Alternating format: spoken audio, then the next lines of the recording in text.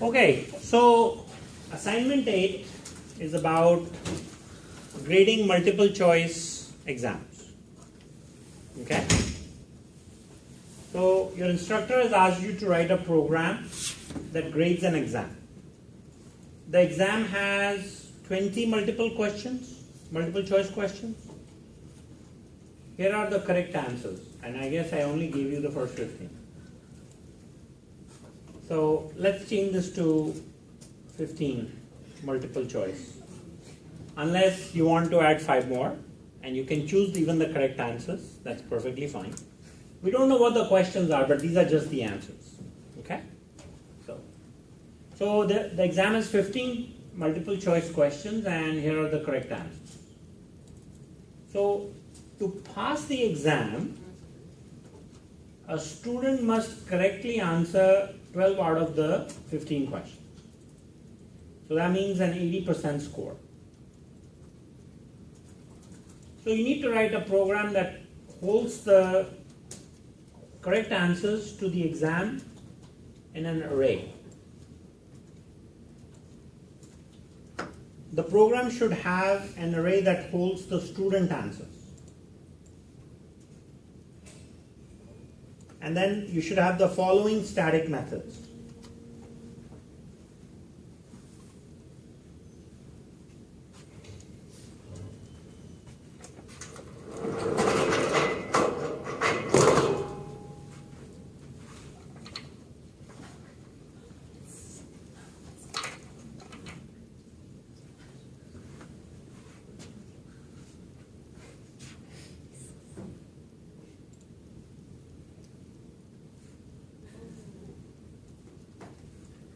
Okay, so the program should hold the correct answers to the exam in an array. So I can declare, what kind of an array would this be? We're trying to hold the correct answers. Char array, right? And we could call it correct answers, and that array would be of size 15 or 20 depending on how you want to do it. Whatever, right? It's a size. And we can also say students' answers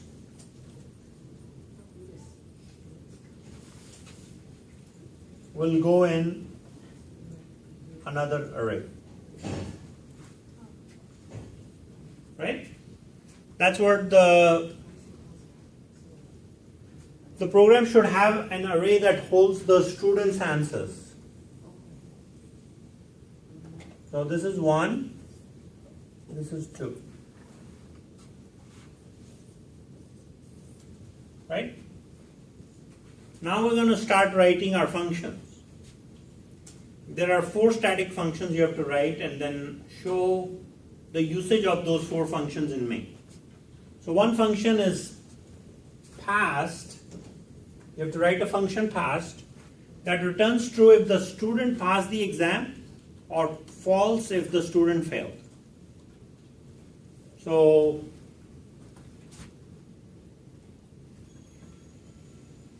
static Boolean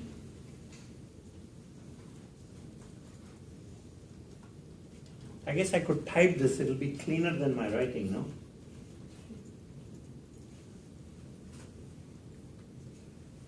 And I won't be in the video either.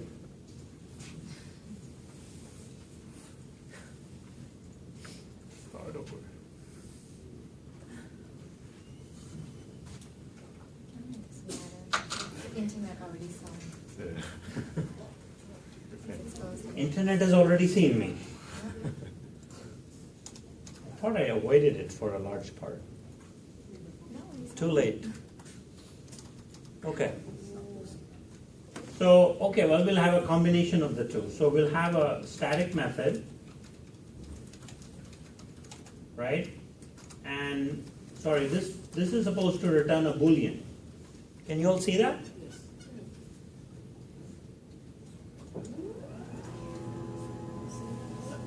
This is the best I can do.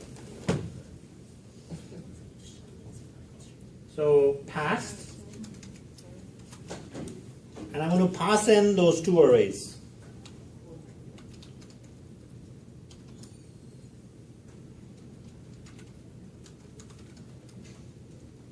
I'm going to call my arrays char correct and char student.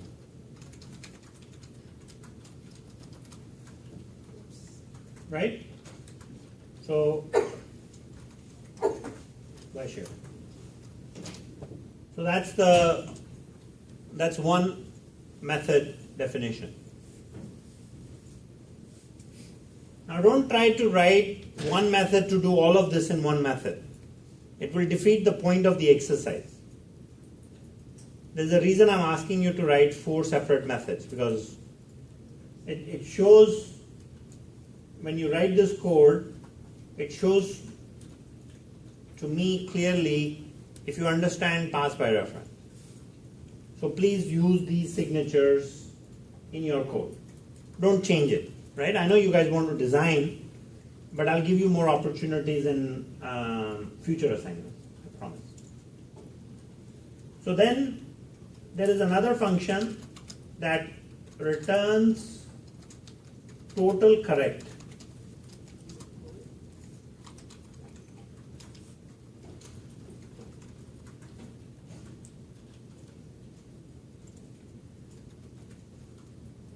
It returns the total number of correctly answered questions.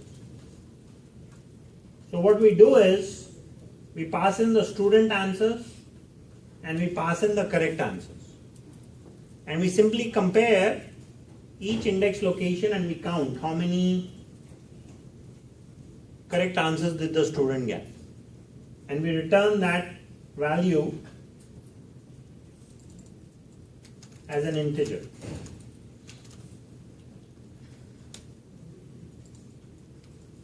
Everyone understands this? And it's going to be very easy. Like if you look at the reverse array, where we declare 2 variables I and j, you can use the same strategy for writing the total correct answers. We write long method names because you don't have to explain what the method does. If you call it M, then you have to say, I mean the following. Why write long comments to describe what a method does when the name can be evident, right? Then we will have the same method, total incorrect answers. Now some of you might say, I can do this in one method. Why not, right? I mean, that's actually possible. You can do that work in one method. But we are creating 2 separate methods from a requirement perspective. So number of incorrect answers I got, when you basically look at where there was a mismatch and print. And then you have to tell me which questions were missed by the student. So it's the total incorrect answers or missed, because it's possible. It's also possible that student may not choose to answer the question, right? So here you would say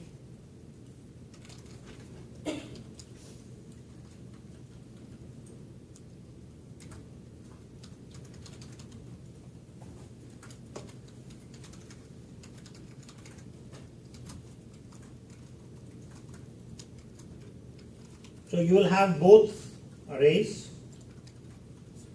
but like in the reverse function, we created a local array, right? And we will keep track of which questions were missed. So you should make sure that the local array that you declare in this function or method should be of size 15. Why?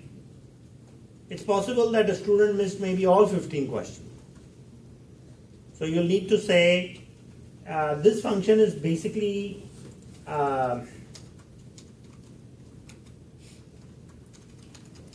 which questions were either not answered or were incorrect.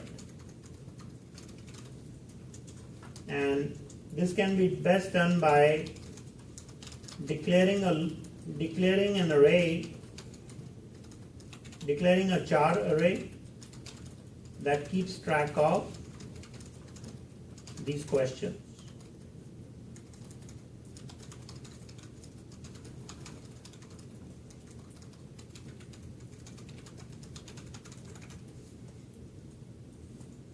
So example,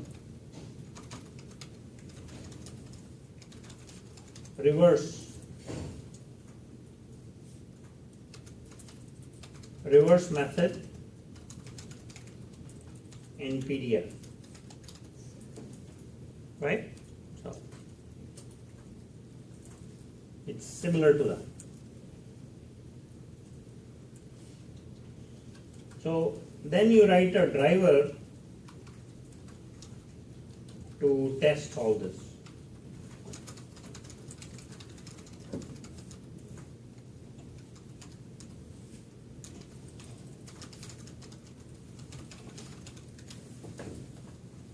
Okay?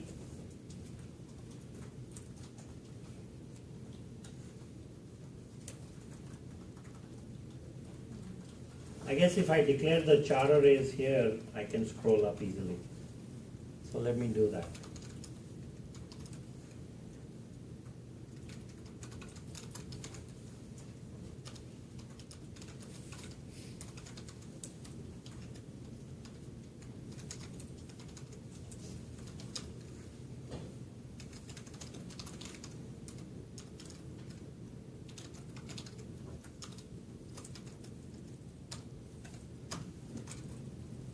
So that's everything I have to say on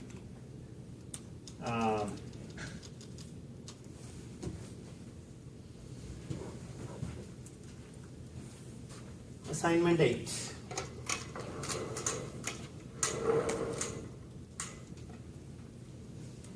Write a little driver to test those 4 functions. Okay? So.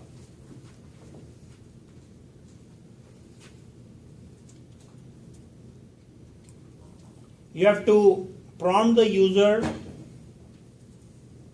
to enter the student answers. You can use an anonymous array for that. Now you know why I went over anonymous arrays too. Right? You can use an anonymous array if you want. And then return the results from the 4 methods. So one function to read the values, and then call the 4 functions, and you're done. Any questions?